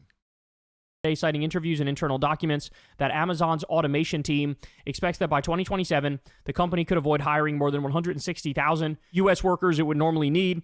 If true, that would save the company about 30 cents on every item it packs and delivers. So, of course, what's the driving reason behind this? Profit. Right. Because that's all that you can do under capitalism is give a shit about profit. On top of that, executive... Yes. Is there anyone within the sound of my voice who is unclear about this? I need people to stop presenting this idea that capitalism is all about profit like it's something new. We know. Now what? Also told Amazon's board last year that robotic automation could potentially keep the company's U.S. headcount steady, even as sales are expected to double by 2033. According to the Times, that... No, thank you, Kraken Pill, because sometimes I feel like I'm saying some shit and maybe I'm the only one who feels that way. So when someone like you is like, this motherfucker is spitting, then I feel validated. So thank you, homie. Your point is similar to the asynchronous dynamic disabled people encounter. To receive care, they may not act like themselves to avoid offending caregivers, often someone they already know. Yeah, no, like there's a whole like jump through hoops aspect to the entire disability infrastructure, such as it is And like the fact that I'm on disability, so I can only have $2,000 in assets. What? Who does this help? Right? You're not propelling people off of disability at some future state. You're just denying them the ability to accumulate anything close to having like a nice life, dude. You're fucking people, and it's annoying as shit. That could mean Amazon won't need to hire more than 600,000 new workers. Overall, Amazon's robotics team has an ultimate goal to automate 75% of the company's operations. The report comes as anxiety continues to grow about the impact automation and AI could have on jobs. The Times points out that Amazon is a major influence in the e-commerce space, and wherever it goes, other players like Walmart and UPS, the first and third largest U.S. employers, are likely to follow. So, guys, I remember when, I think it was Stephen Hawking, he warned that, look, if we're going to have AI and if we're going to have robotics basically take everybody's job, the only way we can survive as a species is to make it so that each person gets a robot that's like assigned to them, and for all the labor done by your robot, you get paid for it, right? And so in a world where everybody... Sure. We'll call it work 2, right? What if my robot gets damaged, right, and then can't go work for me? And then I have to take the money that I'm spending. It's like healthcare. Robots getting universal healthcare before humans do. Like, this is silly, dude. And I'm sorry, Stephen Hawking, you're dead. So, like, but fucking no. Like, it just doesn't make sense on his fucking face.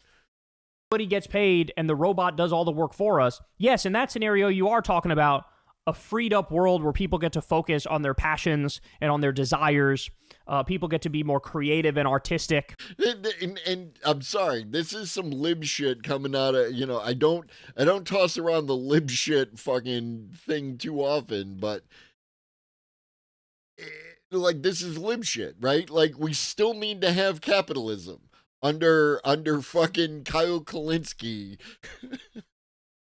And to carry on a meme metaphor that I've been making, does my robot get to go work in the factory and feed the dog? People get to fill their time at finding other ways of having meaning, which would be a rough transition anyway, because a lot of people, their meaning is tied to their job, right? So you take away the job, and it's like, shit, well, you got to go back to the drawing board and sort of rework your meaning, which is a hard enough transition. People's meaning is tied to their job, and this is some more lib shit. People's meaning is tied to their job because that's where they spend a significant portion of their life. Give people here's a real fucking easy thought experiment for any of you who believes that people will suffer a meaning crisis if all of a sudden you don't have to go to work. What do you do when on your day off? What do you do if you are lucky on your vacation? That's what you would do in this. I just noticed, not a fan of having lots of... Oh, no, Zach, no, I am just so, like, semi-literate when it comes to, like, how to engage all that shit. I believe we have one of those... Whatever there's the good one and the bad one because the dude is fucking Nazi or whatever. I've got the good one. Yeah. I set up something and then that was the end of it. Like if you use... Fuck, I don't even know. I don't even know what they are. Is this one?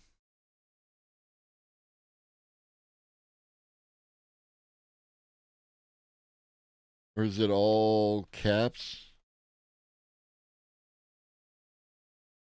No. There's something. Yeah. That's what I got, Zach. Be hard enough to make that transition, even if I have an image of that looks like Ben Shapiro's having an orgasm, and I thought it was funny, and I made a better TV emote out of it, or yeah.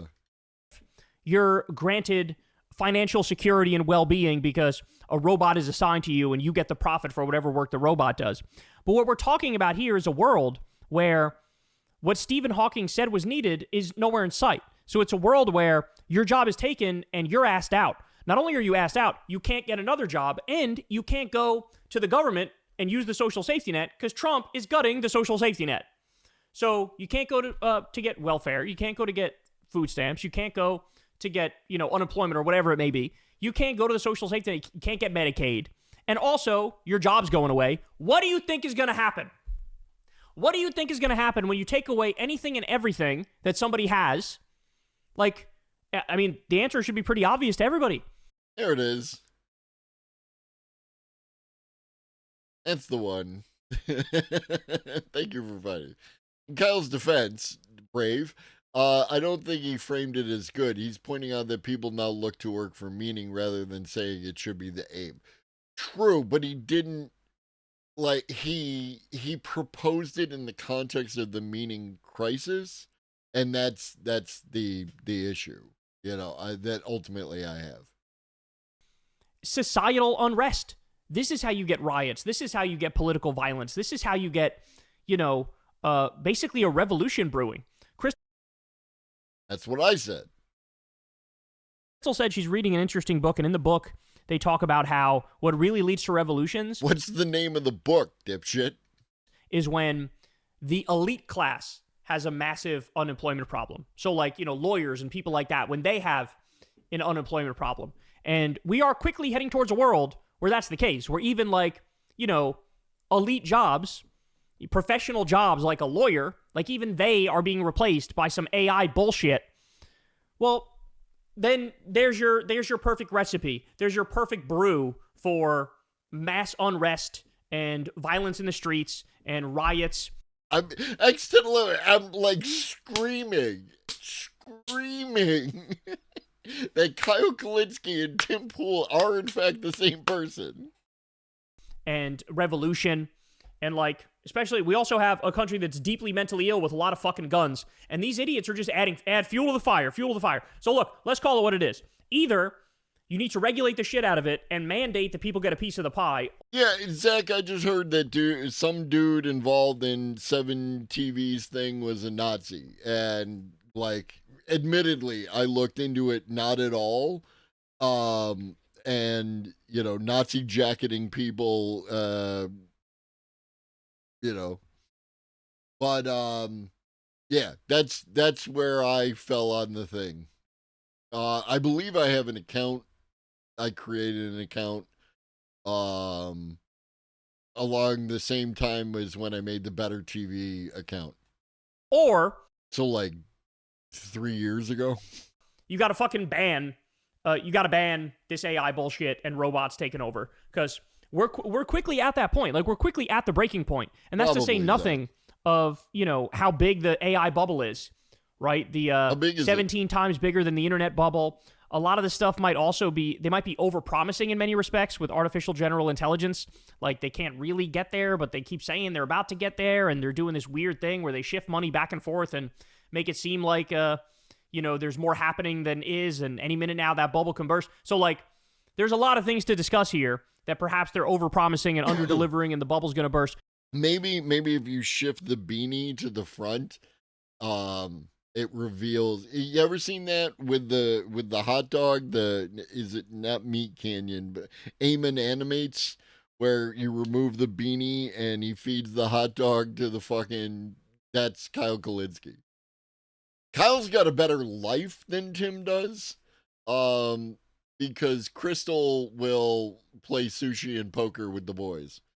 But even with that, there are certain types of jobs that absolutely are threatened by AI, and very clearly threatened by AI. And we just have no, I love how stupid we are as a society where, we act and then we worry about the consequences later. And I don't know, there's just something about that that's so stupid. It's very human, but it's also very stupid. I mean, think about like social media. We were told when social media was first introduced, which was not that long ago, by the way, we were told like, oh, bro, don't even worry about it because social media is going to bring us all together. You're going to get news to your... And it would have, and it could have, except for one mitigating factor. And what is that mitigating factor? Your phone right away. Everybody's going to be more connected. Everybody's going to become part of one bigger family. And like literally the exact opposite happened. Like what happened was an increase in political radicalization, an increase in hating each other, a massive increase in misinformation and disinformation and malinformation. Like you could argue that helped lead to like societal breakdown.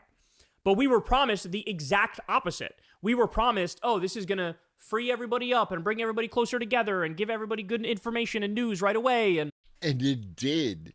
It did. In the beginning, it did. It was great. You had, you could put it like MySpace, you could change, people learned to code because MySpace existed, right? I learned some, what was it, HTML, I think it was, to fuck with my MySpace page, right? Social media was cool. Even the beginning of Facebook was cool. Right? Like it was fun. You would share a picture and both your friends and your aunts and your grandparents, they would all like the picture and like that, you know. My top 8 was not drama because none of my people participated in that whole top 8 drama. My top 8 was like usually the 8 things that I was into most at that fucking point in time. Then we got Lemon Party. Like nothing could be further from the truth. You know, the smartphone, when we got the smartphone, oh, it's going to, make everything better. And you basically have a computer in your pocket and this will be very useful. And now everybody's like a fucking slave to their smartphones. And don't even get me started. I don't know if you've seen the younger generation with their fucking iPads and their tablets and their phones or whatever, but you want to talk about addiction.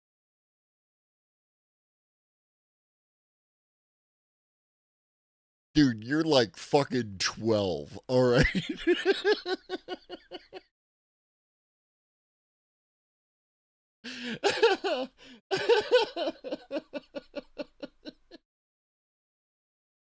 What the fuck? What the fuck? Why is every one of these fucking videos, they eventually get to the point where they get, back in my day, it's a fucking old man yells at clouds fucking moment, and I'm just over here like, the fuck?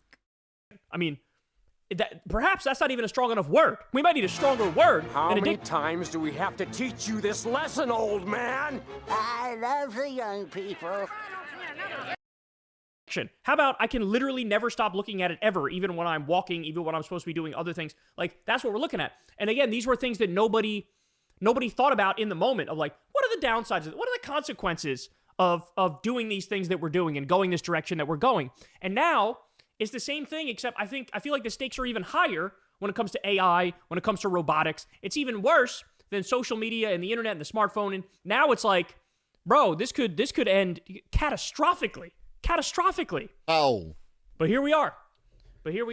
And Amazon is proceeding as if, there are no broader societal interests. Which also, final point here is, wouldn't it be nice to have a government that's independent? Wouldn't it be nice to have a government that does its job of representing? Wouldn't it be nice if we were older and we wouldn't have to wait so long? Its constituents, representing the American people. Instead, we have a government that's fascist and completely bought and owned by billionaires and corporations and doing their bidding. And so the reason why you'll never see Trump talk about regulating AI and robotics and protecting these jobs and actually doing that, the reason why is, who the fuck you think is paying him? It's not, the Amazon worker who gets paid $15 an hour. No, he's hanging out with Sam Altman of OpenAI. He's hanging out with Elon Musk. He's hanging out with Mark Zuckerberg. All these Zuckerberg, all these other people, they're doing these roundtables with him. It's I scratch your back, you scratch mine. They're funding his Great Gatsby fucking $250 million ballroom. And so he gives them favors, they give him favors. And so Great Gatsby was a bold reference there. I'm going to go with less than 1% of the people who have watched this video got that reference. So whatever the oligarchs want, whatever the billionaire oligarchs want, the billionaire oligarchs get.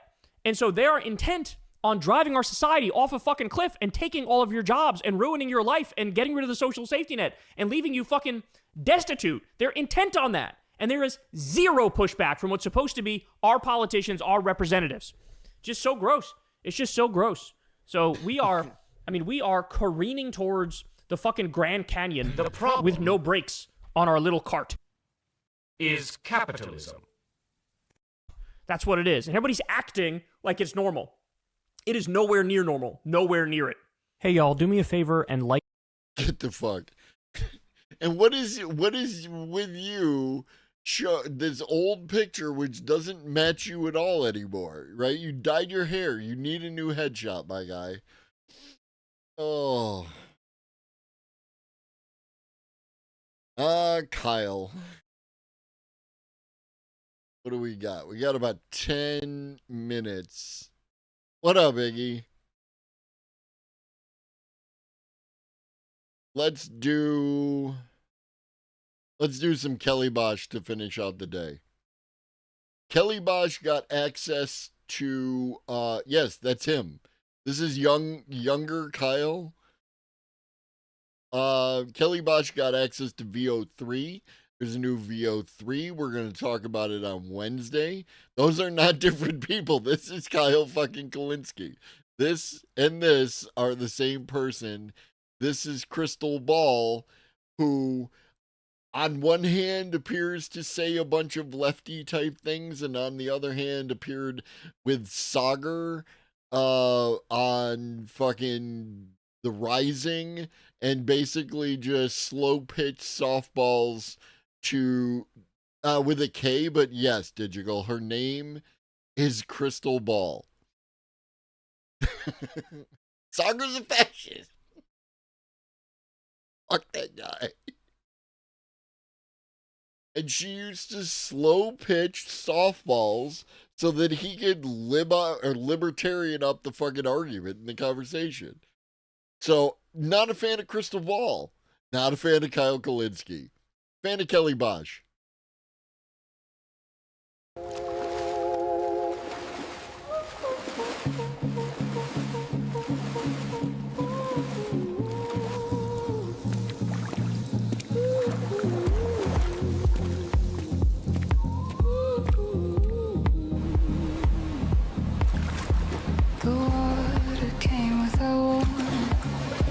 Quiet as breath against glass, I watch my room dissolve. The books, the bed, the mirrors learning to swim. My hands floated away like lilies. The ceiling became a river. I tried to speak, but my voice turned into silverfish. I dreamed of floods and stairways, of doors that led into the sea. Every shadow wore my name, but none of them were me. The world kept rising softly, a tide that wouldn't end. And love was the last dry thing I held. I found you in the undertow, sleeping beneath the chandelier of salt. You whispered, this isn't drowning, it's remembering.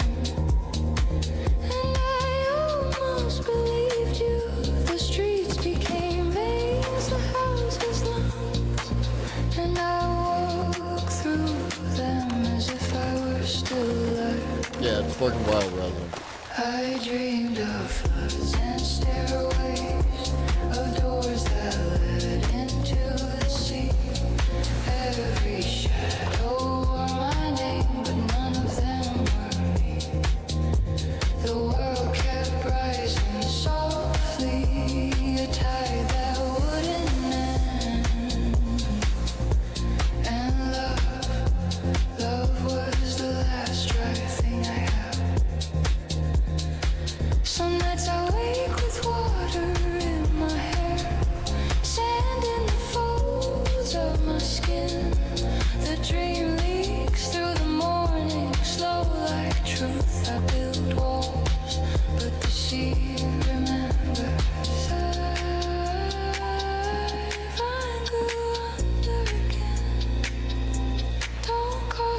That dude Riker, that shit. T-minus. T-minus. Oh, and to everybody else who wasn't here at the beginning. The person who bought me the thing off my throne has arrived. I'm going to set it up on Thursday. What up, Joe John? This is AI. This is A1, yeah.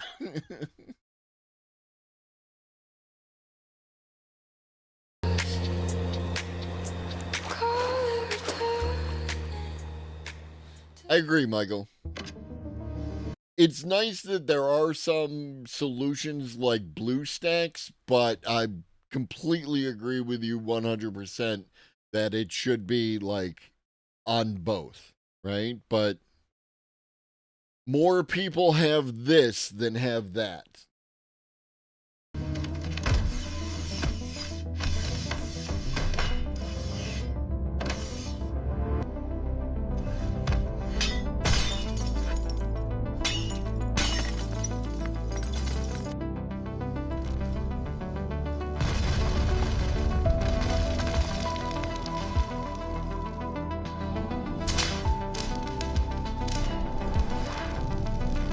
Never apologize, T-minus.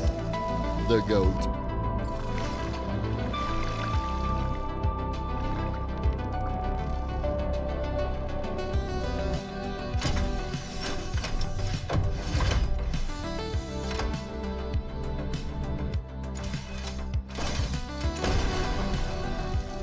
Well.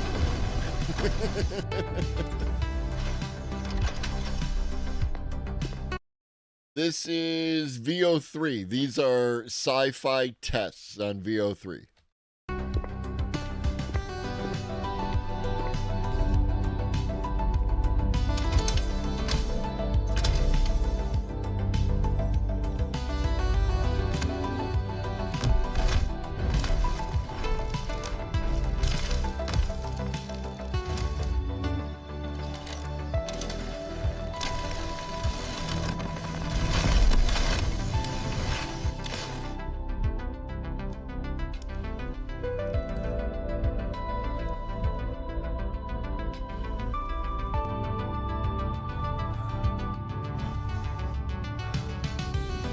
My circuitry's 12 years out of date. I can't keep up with today's high-speed, top-of-the-line kids. Jaeger. Thank you for gifting one out to Michael. I appreciate you very much. Also, the 40-second gift sub in the stream, Meaning of Life, feel it. Thank you, homie.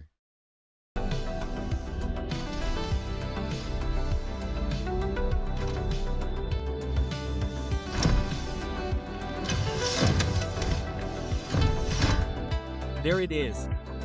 The gateway to the stars is finally open. Oh. Oh.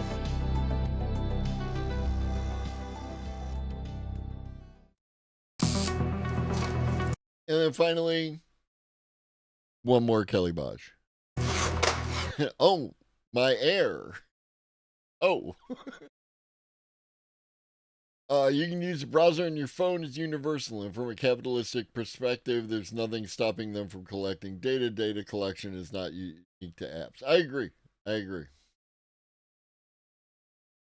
Will there be cake, fireworks? I am a balloon.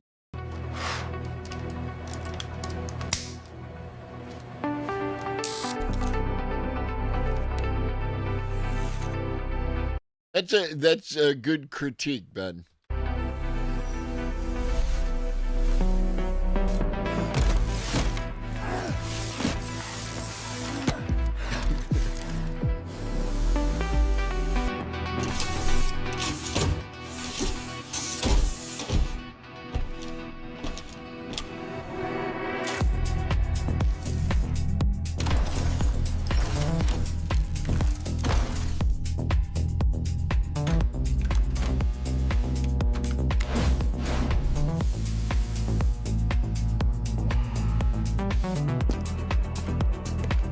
Purple gas is the good stuff.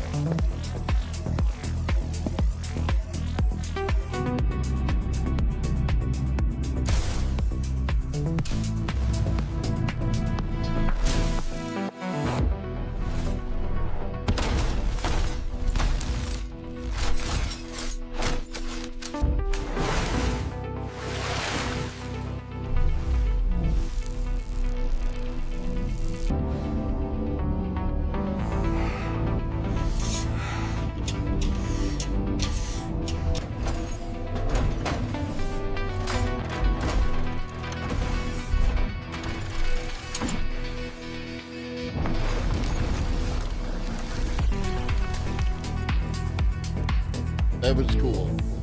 I like the inclusion of the Transformers noise.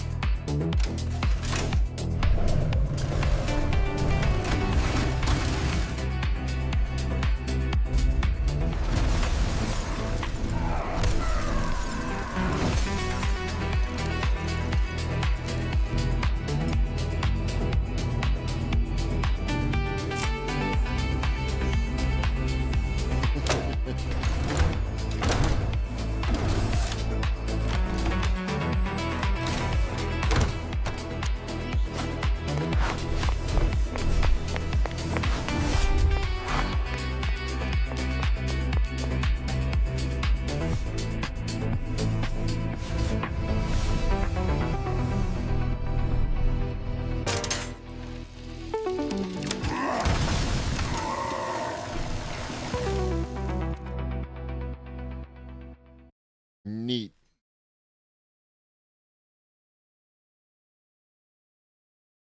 All right. That is going to be it for today. We will be back Thursday at 6 p.m. Eastern for more content. More content. More content. Who is up?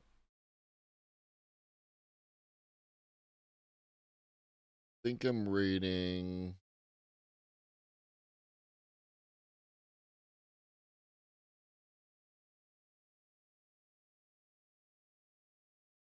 Near. Justin just rated me. Yeah, no. And that's the thing, is there's a difference between the critiques of the individual, like the quality of the video and technical issues and all those other kind of things, and it's AI, so it's bad. You know what I mean, Ben? There's a difference. There's absolutely a difference. No, thank you for being here. Thank you all. I appreciate all y'all for coming through. You've been great. I've been Globus. In the meantime, drink your water, eat some food, take your meds if you forgot, and always remember that Chuggy loves you. So do I. Be great.